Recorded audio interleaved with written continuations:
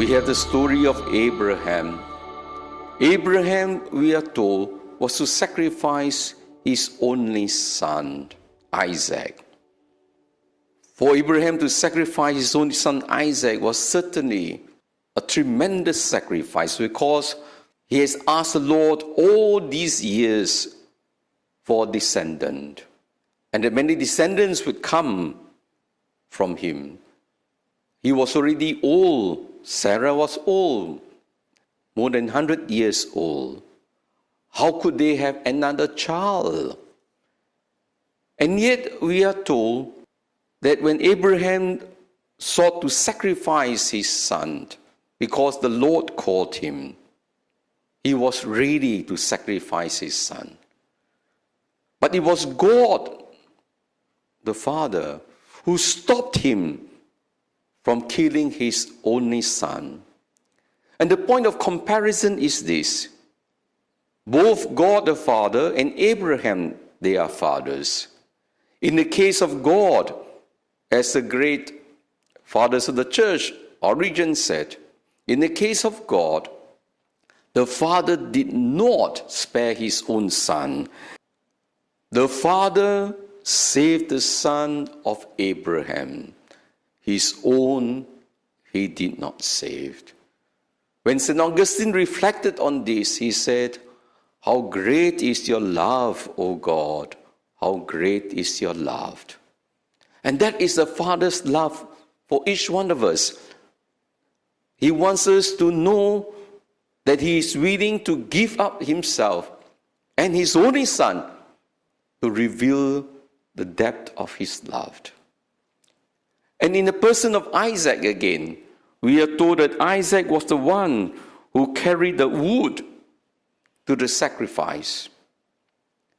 And that reminds us, of course, of Jesus.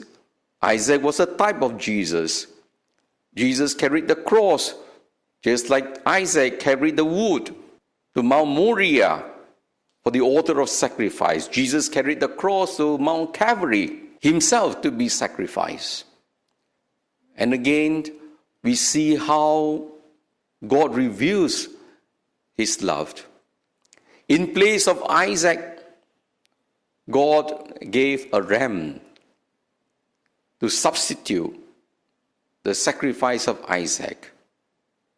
In the case of Jesus, God did not use any animal to sacrifice to him. It was his only son. It caused the death of the Son of God. So, my dear brothers and sisters, this is the true face of God, a God who suffers with us.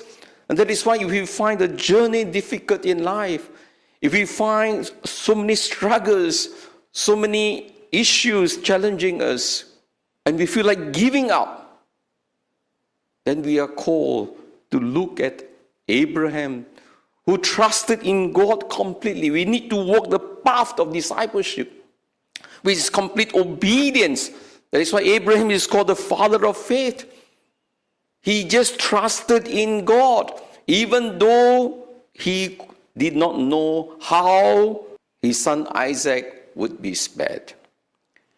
He believed in the Father's promise, and he continued to sacrifice his son. Because when Isaac asked him, "Where is the sacrifice?" Abraham said, "God will provide."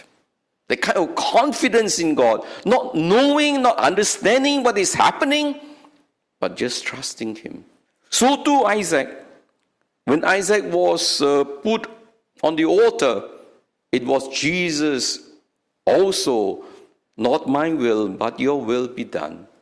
So, my dear brothers and sisters, if we want to show and reveal the face of God, become more like Jesus, with the faith of Abraham, with the surrender of Isaac, what must we do?